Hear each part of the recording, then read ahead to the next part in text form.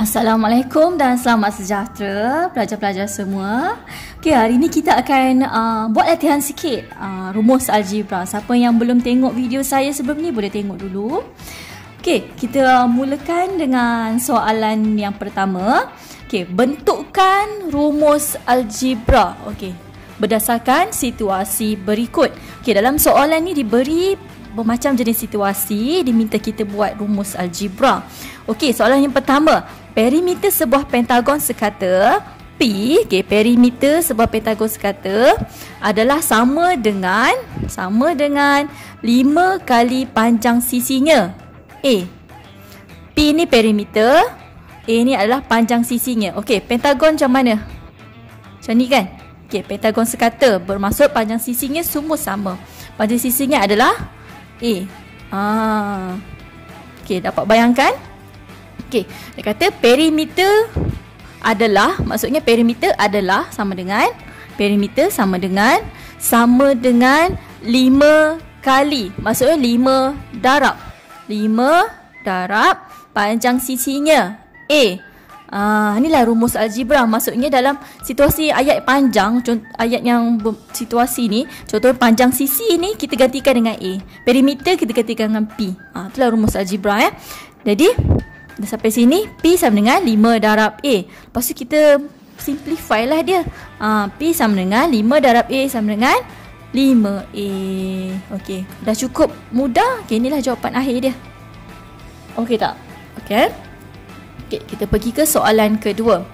Okey, soalan kedua, luas LCM2 sebuah segi 4 tepat ialah hasil darab panjang.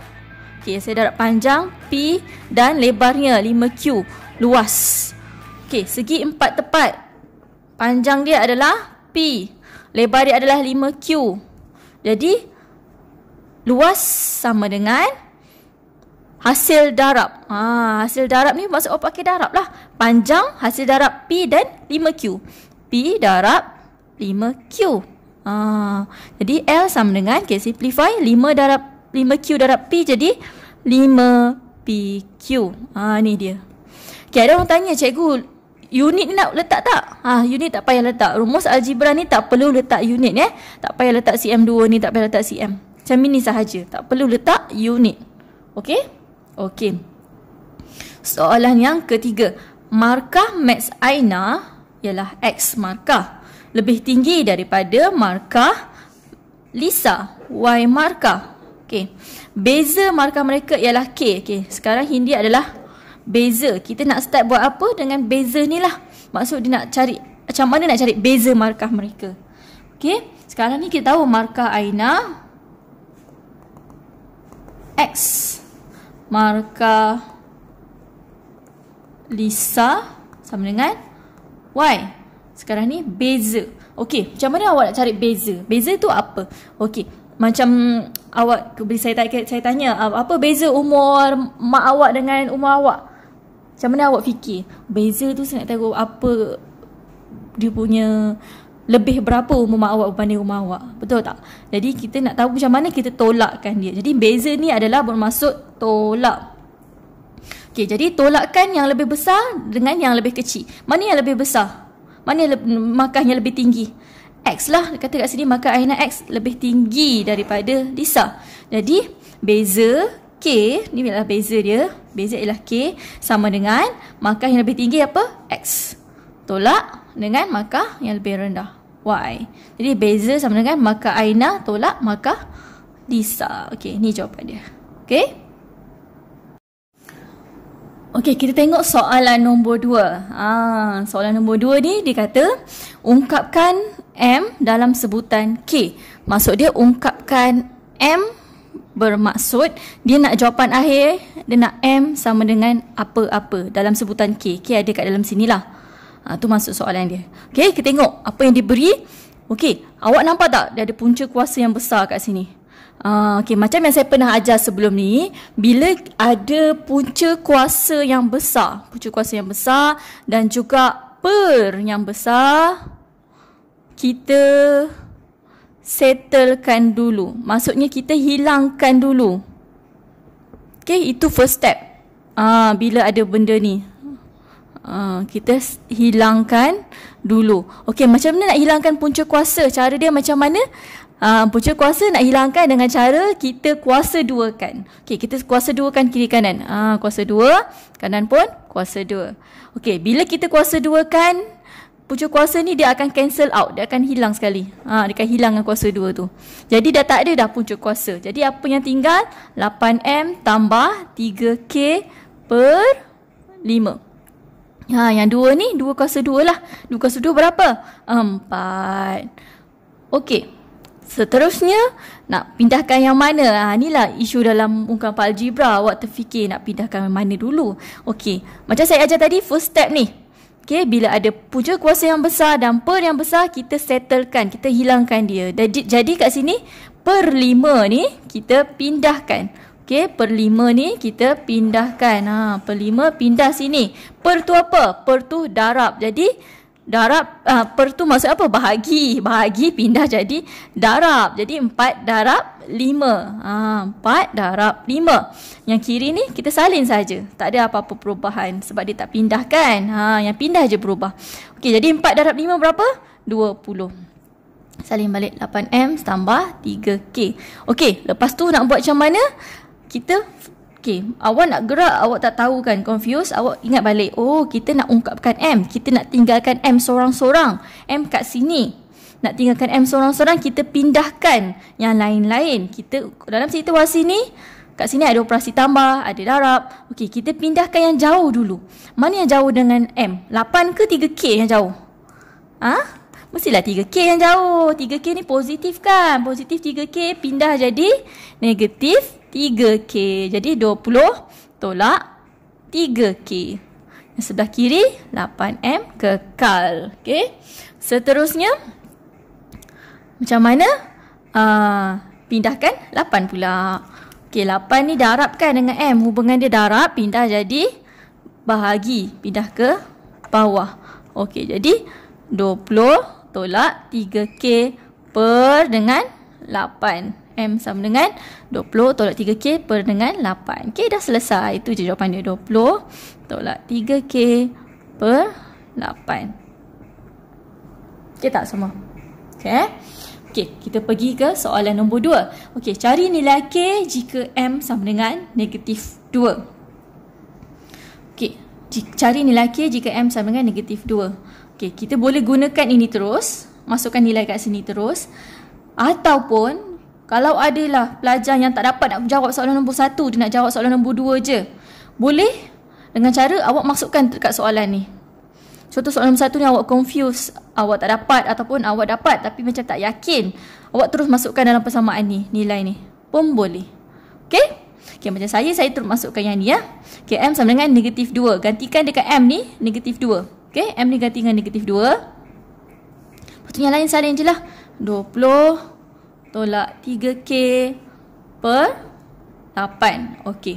Lepas tu kita pindah-pindah cari nilai K. Jadikan K itu perkara rumus. Pindah-pindah. Pindahkan bagi 8 ni.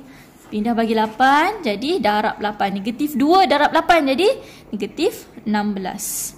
Sama dengan 20 tolak 3K. Okey. Pindahkan apa? Pindahkan 20 pula. Pindahkan yang jauh. Yang jauh dengan K. 20 itu jauh. Okey. 20 pindah jadi negatif 20. Betul tak? Jadi negatif 16 tolak 20. Sama dengan negatif 3K. Okey, negatif 16 tolak 20. Boleh tekan kalkulator. Kalau tak mahir congak dapat negatif 36. Sama dengan negatif 3K. Okey, K pindahkan, nak jadikan dia seorang-seorang, pindahkan negatif 3 kat sini. Negatif 3 dengan K ni hubungan dia darab. Bila darab pindah jadi bahagi. Awak kena bezakan ya, hubungan dia apa? Darab ke tolak? Kalau hubungan dia tolak, dia K tolak 3. Tu hubungan dia tolak. Jadi kat sini hubungan dia darab. Kat sini darab, pindah jadi bahagi. Jadi K sama dengan negatif 36 bahagi negatif 3. Jadi K sama dengan negatif 36 bahagi negatif 3 dapat 12. Jadi K sama dengan 12. Selesai kat sini. Okey. Okey, soalan seterusnya. Nampak panjang kan? Panjang soalan ni tak bermaksud susah. Cuma awak kena fahamkan, ulang-ulang baca soalan sampai awak faham. Okey, soalan ni dia minta apa? Dia kata situasinya begini Purata jisim bagi 5 orang murid. Okey, 5 orang murid purata dia adalah 45 kg. Okey, awak boleh bayangkan ada 5 orang murid Okey, 5 orang murid. 1, 2, 3, 4, 5. Purata dia 45. Maksud dia purata ni secara average lah 45. Setiap seorang ni 45. Inilah dia dalam soalan maksud dia. Okey, bentukkan satu rumus. Okey, dia nak bentukkan satu rumus untuk purata jisim baru. Dia nak purata jisim yang baru. Apabila A kg, purata jisim baru perlu A Okey, purata jisim baru ni A kg. Jika seorang murid baru mempunyai M kg menyertai kumpulan tersebut, ditambah lagi seorang murid, tambah lagi seorang, berat dia M. Apakah purata jisim yang baru? Itu dia. Okey.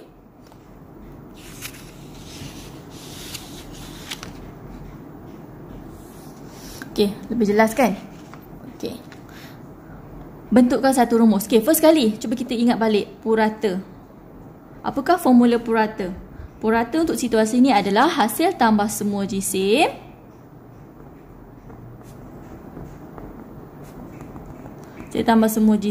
bahagi dengan bilangan murid. Okey, sekarang kita nak purata baru. Okey, purata baru. Sekarang ni hasil tambah semua jisim. Hasil tambah semua jisim berapa? 45 ada berapa? 5. Jadi 45 darab 5 tambahkan dengan jisim budak baru ni. M. Tambah M. Bahagi bilangan murid. Ada berapa murid dia? Mula 5 tambah seorang jadi 6. Bilangan murid dia adalah 6. Okey, ini adalah purata baru. Okey.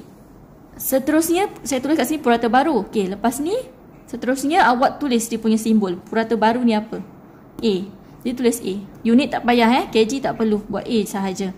Okey, yang ni boleh simplify tak? 45 darab 5. Cuba tekan kalkulator, dapat apa? 45 darab 5 dapat 225.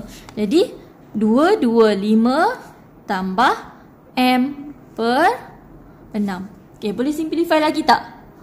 Okey, tak boleh. Ini saja. Okey, jadi kalau tak boleh simplify, inilah jawapannya. Okey? Alright.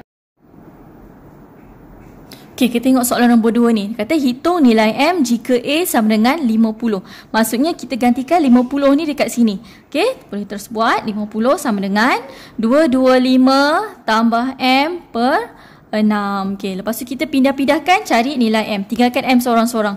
Pindah-pindahkan, okey, bahagi 6 pindah jadi darab 6. 50 darab 6 sama dengan 225, yang ni salin sahaja sama dengan M.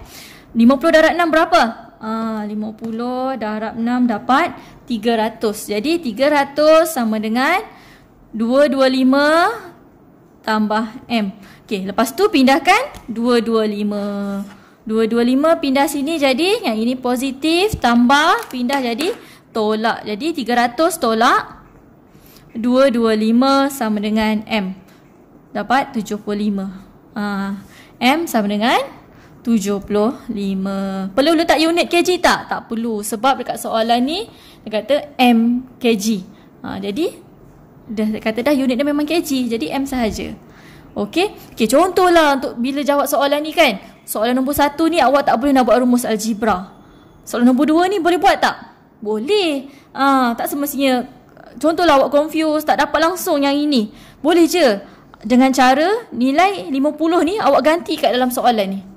Gantikan 50 kat sini. Jadi betulkan, jadi bila ganti kat sini 50, jadi awak kadang-kadang bila nombor, bila kita gunakan nombor jadi lebih mudah berbanding algebra.